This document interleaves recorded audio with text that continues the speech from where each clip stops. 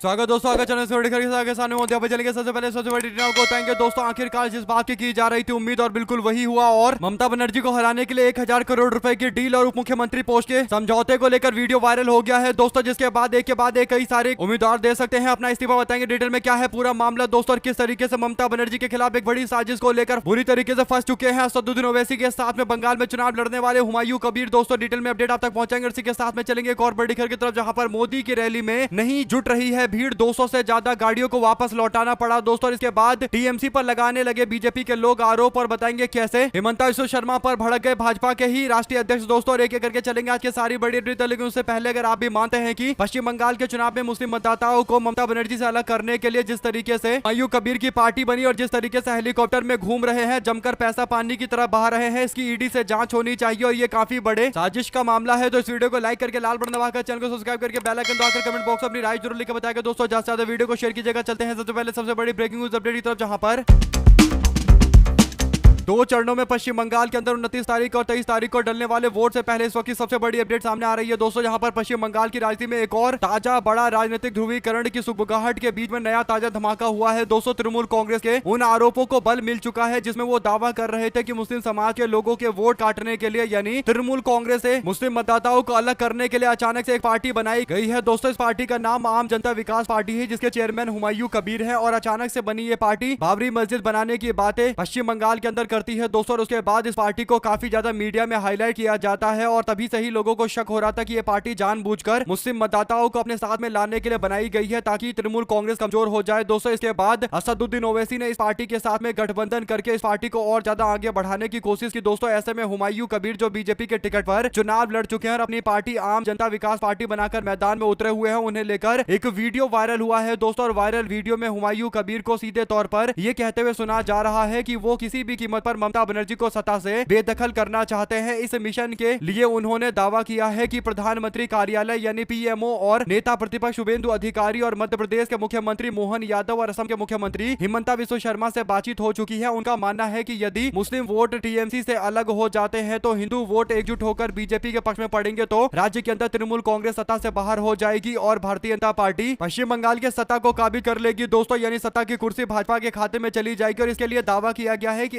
1000 करोड़ रुपए इसके लिए दिए जाएंगे और 70 से 80 मुस्लिम बाहुल्य सीटों पर रणनीति बनाकर चुनावी मैदान में कूदने जा रहे हैं और 1000 करोड़ रुपए इसके लिए खर्च किए जाएंगे और दिया जा रहा है। कुल मिलाकर दोस्तों हुमायूं कबीर को 1000 करोड़ रुपए मिल रहे हैं, वीडियो में साफ तौर पर सुना जा सकता है। और पश्चिम बंगाल के अंदर उप मुख्यमंत्री का पोस्ट भी दिया जाएगा और इससे साफ है कि त्रिशंकु विधानसभा बनाने की पूरी कोशिश चल रही है दोस्तों। इस वीडियो के सामने आने के बाद तृणमूल कांग्रेस ने लोकतंत्र की हत्या और बीजेपी की साजिश बताते हुए निशाना साधा गया है दोस्तों। आपको बता दें कि हुमायूं कबीर की पार्टी केवल 3-4 महीने पहले बनी है और बड़ी बात यह है कि हुमायूं कबीर एक विधानसभा में हेलीकॉप्टर से जा रहे हैं दोस्तों। सवाल ये उठा है कि हुमायूं कबीर पे कब से करोड़ों रुपए आ गए कि वो हेलीकॉप्टर से एक जगह से दूसरी जगह जा रहे हैं, बार बार उनकी यात्राएं हेलीकॉप्टर से हो रही है दोस्तों। बड़ी बात यह है कि वो हेलीकॉप्टर केवल एक जगह नहीं ले जा रहे बल्कि 50 से ज्यादा राजनीतिक रैलियों में हेलीकॉप्टर उड़ रहे हैं उनके, और एक बार में हेलीकॉप्टर का इस्तेमाल करने में लाखों रुपए खर्च होते हैं दोस्तों। अगर आप उसको जोड़कर देखेंगे तो करोड़ों रुपए का ये पूरा मामला है। सवाल ये उठता है कि हुमायूं कबीर हेलीकॉप्टर के लिए इतना पैसा कहां से लेकर आ रहे हैं, कोई नई पार्टी हेलीकॉप्टर जुटा ले, ये तो बहुत बड़ी बात है। अब वीडियो क्लिप जारी होने के बाद तृणमूल कांग्रेस निशाना साधा है दोस्तों। उसके बाद उम्मीद की जा रही है कि इनकी पार्टी के धड़ाधड़ कई सारे नेता इस्तीफा देंगे और एजेयूपी पार्टी के कई सारे उम्मीदवार जिन्होंने अपना नामांकन दाखिल कर दिया वो अपना नाम वापस लेंगे। आप लोग इस पूरे मामले अपनी राय जरूर लिखकर बताएगा दोस्तों। अगर आप भी मानते हैं कि ये पूरा मामला ईडी से जुड़ा हुआ बनता है, अगर ईडी वालों में थोड़ी भी हिम्मत है तो इस मामले को खुद संज्ञान में ले और जांच पड़ताल शुरू करे कि आखिर कौन है जो 1000 करोड़ रुपए हुमायूं कबीर को देने का वादा कर रहा है और प्रधानमंत्री कार्यालय से किसने संपर्क करने की कोशिश की है, और पूरे वीडियो की फॉरेंसिक जांच होनी चाहिए दोस्तों। आप लोग इस पूरे मामले अपनी राय जरूर लिखकर बताएगा और इस पूरे मामले पर अब असदुद्दीन ओवैसी को भी तय करना पड़ेगा कि क्या वाकई वो अभी भी हुमायूं कबीर के साथ में खड़े रहेंगे या फिर ममता बनर्जी आराम से चुनाव जीत रही है वहां जाकर कोई दिक्कत करेंगे या फिर चुनाव नहीं लड़ेंगे। कुल मिलाकर दोस्तों आपकी क्या राय है लिखकर जरूर बताएगा। साथ साथ चलते हैं एक और बड़ी अपडेट की तरफ, जिसमें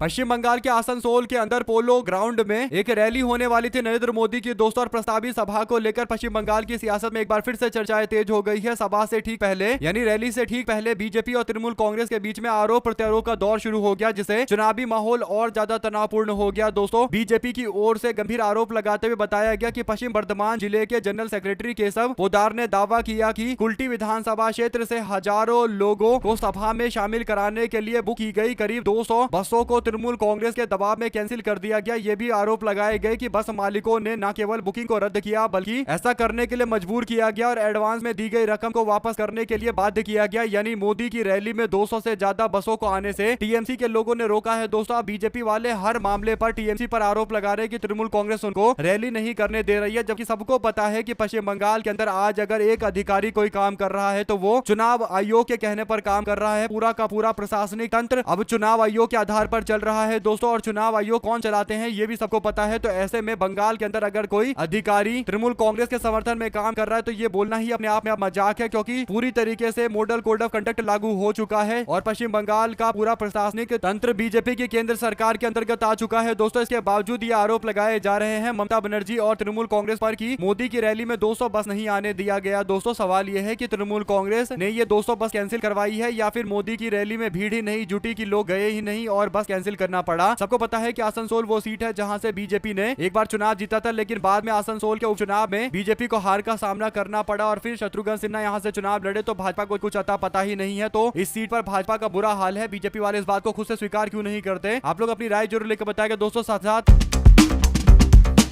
असम के चुनाव में बीजेपी और कांग्रेस के नेताओं के बीच में पर्सनल लड़ाई को लेकर अब बीजेपी के राष्ट्रीय अध्यक्ष नितिन नवीन का बयान आया है। नितिन नवीन ने कहा कि मेरा मानना है कि राजनीति में किसी भी हाल में शब्दों की मर्यादा होनी चाहिए। हालांकि जब राष्ट्रीय हित की बात हो तो निश्चित रूप से मुद्दा उठाना चाहिए। उन्होंने कहा कि लेकिन जिस प्रकार से बयान दिया गया, हमारी तरफ से भी स्पष्ट किया गया है कि किसी तरीके के नाम के शब्द में खेल करके पासपोर्ट का मुद्दा बनाया गया, वो पूरी तरीके से गलत है। कुल मिलाकर दोस्तों, मल्लिकार्जुन खड़गे ने आरएसएस और बीजेपी को जहरीला सांप बताया था और इसी बात को लेकर बीजेपी के राष्ट्रीय अध्यक्ष ज्ञान दे रहे हैं दोस्तों, जबकि उनको ये नहीं दिखाई दे रहा कि हिमंता बिस्वा शर्मा कैसे कांग्रेस पार्टी के नेता पवन खेड़ा के सरनेम को बिगाड़ते हुए पेड़ा खेड़ा कर रहे हैं और ऐसे में भाजपा के नेता ज्ञान सबको दे रहे हैं दोस्तों, लेकिन अपनी पार्टी में हिमंता बिस्वा शर्मा को ज्ञान देने में शायद ये डर रहे होंगे क्योंकि इनसे ज्यादा सीनियर है हिमंता बिस्वा शर्मा। आज की डेट में यही कह सकते हैं कि बीजेपी के अंदर हिमंता बिस्वा शर्मा भाजपा के पुराने नेता है। बाकी भाजपा के जो आरएसएस और संघ के टाइम के नेता है वो तो अब बीजेपी में एकदम साइडलाइन कर दिए गए हैं और नाम मात्र के लिए केवल नितिन नवीन जैसे लोगों को बीजेपी का राष्ट्रीय अध्यक्ष बनाया गया है और वो आकर यहाँ पर ज्ञान भी दे रहे हैं। ऐसे में अगर आप भी मानते हैं कि नितिन नवीन को पहले हिमंता बिस्वा शर्मा पर कार्रवाई करनी चाहिए, उसके बाद कांग्रेस पार्टी के नेता के बयान पर कोई टिप्पणी करनी चाहिए और ज्ञान देना चाहिए दोस्तों। साथ साथ विधानसभा चुनाव में बम्पर वोटिंग के सारे रिकॉर्ड टूट रहे हैं दोस्तों। केवल 3 बजे तक तो 75% से ज्यादा वोट असम के अंदर पड़ चुके थे और पुडुचेरी की बात करें तो यहाँ पर 72% के आसपास वोट पड़ चुके थे दोस्तों। और ऐसे ही केरल के अंदर 62% वोट पड़ चुके थे, यानी शाम 5 बजे और उसके बाद 7 बजे के आंकड़े कम से कम 90% वोट पड़ेगा असम के अंदर दोस्तों। और पुडुचेरी के अंदर भी 90% वोट पड़ चुके हैं और केरल के अंदर भी लगभग 85% के आसपास वोट पड़ते हुए नजर आने लगे हैं। तो बम्पर वोटिंग से भी बढ़कर वोटिंग हो रही है। क्या ये एसआईआर की वजह से हो रहा है? ये एक बड़ा सवाल है। साथ साथ पश्चिम बंगाल की मुख्यमंत्री ममता बनर्जी ने भारतीय जनता पार्टी पर राज्य की सत्ता हथियाने के लिए साम दाम दंड भेद का इस्तेमाल करने का आरोप लगाते हुए कहा कि 90 लाख लोगों के नाम हटाने का पूरा षड्यंत्र ये लोग अपनाकर यहां पर कब्जा करना चाहते हैं। उत्तर 24 परगना जिले के अंदर मीना खान के अंदर जनसभा को संबोधित करते हुए तृणमूल कांग्रेस की प्रमुख ने कहा कि उनकी पार्टी मतदाता सूची से हटाए गए नामों को बहाल करने के लिए अदालत का रुख करेगी। विशेष गहन पुनर्निरीक्षण यानी SIR के अभियान को बीजेपी पर निशाना साधते हुए ममता बनर्जी ने कहा कि SIR लाया ही गया है ताकि बंगाल के अंदर मतदाताओं को वोट डालने से रोका जाए और मतदाता अगर वोट नहीं डाल पाएंगे तो भारतीय जनता पार्टी को लग रहा है कि वो सत्ता हासिल कर लेगी। लेकिन बंगाल की आम जनता बीजेपी की सरकार को कभी भी स्वीकार नहीं करेगी और बंगाल की जनता बीजेपी को एक बार फिर से तगड़ा झटका देगी। SIR बीजेपी वाले लेकर आए या कुछ भी लेकर आए, राज्य की जनता कभी भाजपा को स्वीकार नहीं करेगी। SIR के बावजूद ये चुनाव हारेंगे और हम अदालत का चक्कर काट रहे हैं, अदालत में जा रहे हैं। जिन लोगों के नाम काटेंगे उनका नाम वापस से जुड़वाने का प्रयास चल रहा है। आप लोग इस पूरे मामले पर क्या राय है दोस्तों लिखकर जरूर बताएगा। ज्यादा से ज्यादा वीडियो को शेयर कीजिएगा। देख रहे थे आपका अपना चैनल जय हिंद जय भारत। ज्यादा से ज्यादा वीडियो शेयर करें दोस्तों। बहुत बहुत धन्यवाद। जय हिंद जय भारत। बहुत